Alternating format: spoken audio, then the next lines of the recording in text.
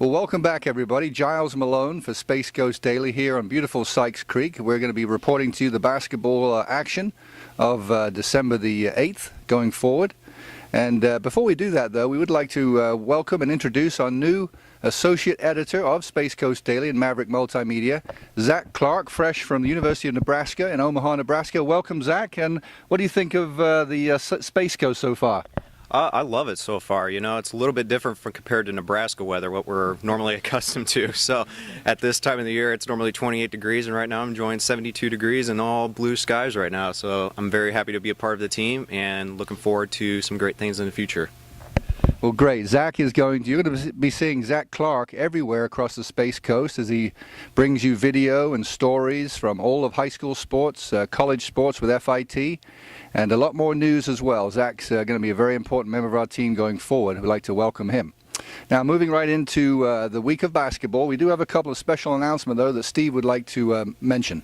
Thanks, Giles. Big announcement in football this week in Brevard County. Brandon Ziarno, quarterback for the MCC Hustlers, was named the Class 3A Player of the Year in the state of Florida. Incredible, not only year, but career Zach had at MCC. This past year alone, 44 touchdowns and only 2 interceptions. He is the career leader in passing yards in Brevard County, so congratulations to Brandon Ziarno, Class 3A Player of the Year, State of Florida. And Brandon's a great credit to this county and just shows you what great talent we have here. Congratulations to Brandon. We'd like to also congratulate Coach Doug Butler, who's moved on to Satellite High School as a new cross-country coach. I'm sure he'll be just as successful there as he has been at Holy Trinity going forward.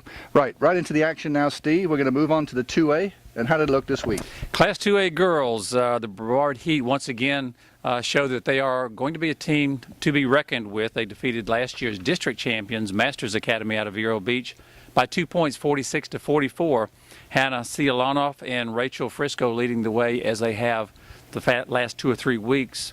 The Heat did, however, lose to Merritt Island Christian, which was a little bit of a surprise. The Merritt Island Christian Cougars playing solid basketball, not heard from last year, but threatening to make some noise this year. They defeated not only the Heat, but Covenant Christian, Olivia Powers, Olivia Piccolo, and Jayla Johnson leading the way for the Cougars. So Class 2A District 11, at the outset, we're thinking maybe Covenant Christian, Masters Academy, a 2-horse race. Not so. I think 4 of the 5 teams, including the Heat and the Cougars, are going to be tough this year. And now the Sioux song, the soothsayer of high school sports in Brevard County. Orville, how was your week? Well, my week not bad at all. I'm going to cover the Class 3A District 13, Benjamin from Palm Beach Gardens. Steve and I went down to MCC for the Friday night locker room game of the week on the boys' side, and we were pleasantly surprised to see MCC and Benjamin in the ladies' varsity play. MCC won that ball game. They beat Benjamin 63-41. Florida Air, one of Steve's top of the line teams, they lost this week. They lost to Vero Beach 60-45, and then they turned around and beat West Shore 66-42. Alexis Gordon with 17 points in that ball game. Riviera Gomez and Haley Gordon 12 points and 11 points respectively in the loss for Florida Air. MCC and head coach Candy Terry, like I said earlier, they beat Benjamin. They're now at 9-3. They're doing a real nice job. They defeated Holy Trinity 64-32 this week. Kamara Jones with 23 points for MCC, and then Antonia Bannister also with 15. They lost to Rockledge, one of my number 1 top teams in the girls' side, 69-36, and then they defeated, like we said, Benjamin 63-41. But in the Rockledge game, Kamara Jones with 26 points and Ashley Bearlotcher with 17 for MCC. That's Class 3A District 13 for the ladies. Thank you, Orville. 4A, Steve. We're going to take a look at Class 4A District 8. When you talk about Class 4A in Brevard County, Greg Hostetler's name comes to mind, head coach of the Astronaut War Eagles. We had a chance to follow the War Eagles this week as they travel to Cocoa, taking on Coach Pat Gaines Jackson's Cocoa Tigers, a big district contest. Orville and I checked it out, and the War Eagles defeated Cocoa. Mild upset, maybe, but I don't know when Coach Hostetler's team wins, you can ever really call it an upset. They did, interesting, the War Eagles did, however, lose to Heritage earlier in the week. Kind of a surprise. Cador once again leading the way for the War Eagles, 16 points. Gilliard, 11 points. The War Eagles bounced back and defeated Cocoa Beach. But the big game was the Cocoa game, defeating the Tigers by 16 points. Bats DeVos and Hepburn all in double figures. And we need to put maybe a little asterisk by that game for the Cocoa Tigers because their leading player, Daishika Price, was injured about a little over a week ago. And they're a different team. They are a completely different team without Price.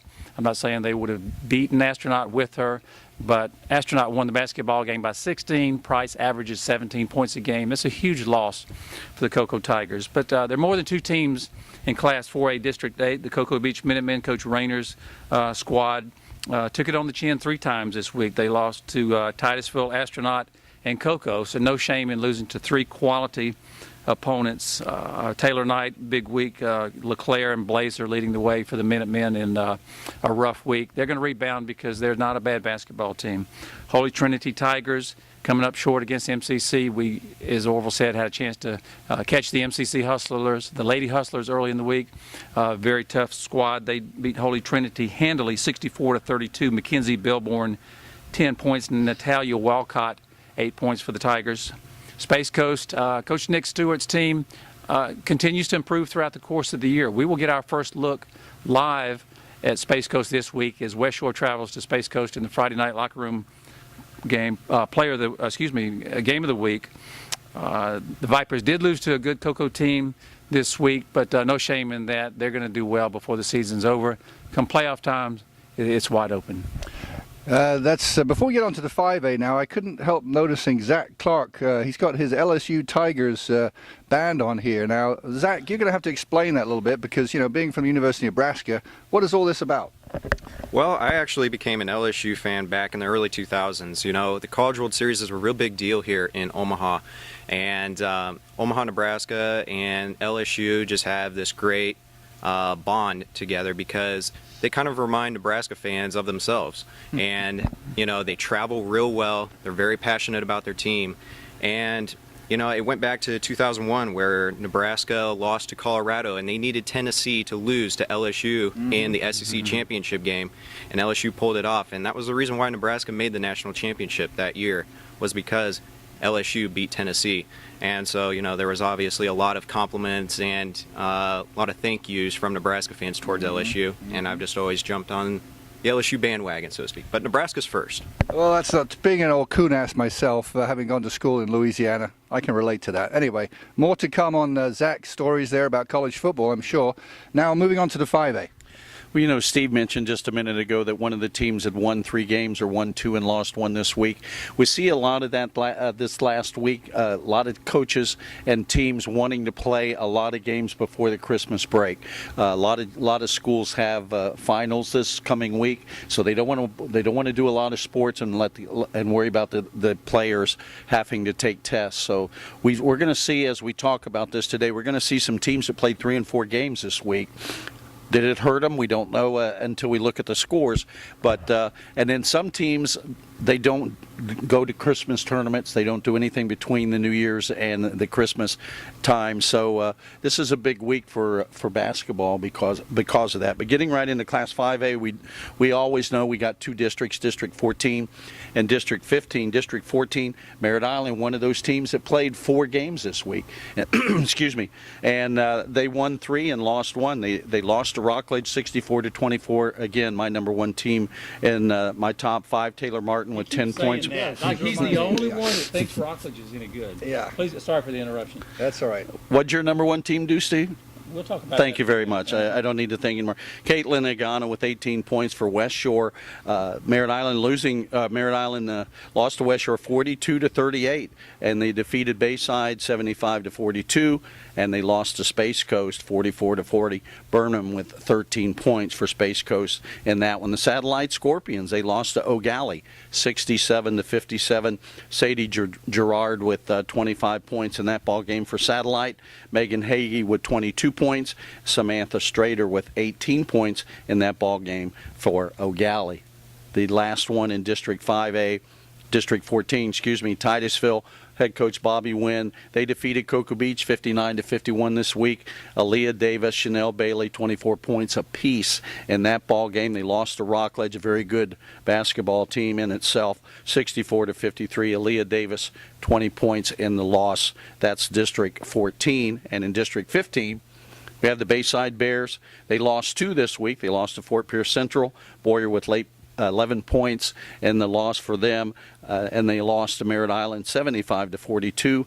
Nakia Payton with 14 points to lead the way for Bayside. The Palm Bay Pirates lost to Melbourne 55-22. Flash Gammer and Cash doing the honors for the Palm Bay Pirates. That's District 15 for the girls. And we'll be right back with Steve's analysis of the 6A. Steve, how does the 6A look? Well, the Edgewater Eagles out of Orlando continue to be the team to beat in Class 6A District 7.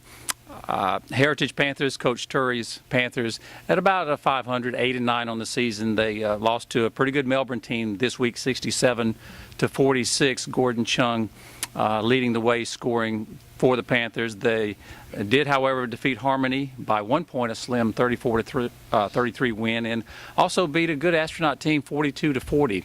Had a chance to talk to Coach Hostetler from Astronaut earlier in the week, and he was talking a little bit about that loss, and he said his squad needs to play excellent defense and shoot the ball well to be successful. They played very good defense against Heritage, did not shoot the ball well, but you credit the Heritage Panther defense for that. So the Panthers, and what some might call an upset, defeating Astronaut earlier in the week. And that tells me that maybe come playoff time, they could have something for Edgewater. O'Galley, Orville mentioned earlier that they did defeat Satellite 67-57. Megan Hagee, 22 points. Streeter, Spaeth, and Christian Hagee, all in double figures as well. All right, thank you, Steve. Moving up to the 7s. 7A, Martin County, the number 2 in the district for them last year. The Melbourne Bulldogs, they won 3 games this week. The ladies did. They defeated Palm Bay. They defeated Heritage. And, excuse me, they also defeated Martin County, which is one of their district contests. They defeated Martin County 46-32. Deshari Graham, Alicia Campbell, Abby Booth all doing damage for the Melbourne Bulldogs in those 3 ball games. Moving on down, number 1 team in the district last year, the Vieira Hawks and head coach Jamie Reisberg. They lost this week to Sebastian River. Belaney with 10 points and Taylor with 11 points for Sebastian River. Jess Wojciechowski leading the way for Vieira with 13 points in the loss. And that's the ladies' Class 7A. Well, there it is, folks. That's the girls' basketball lineup for this week. We'll be right back with the boys.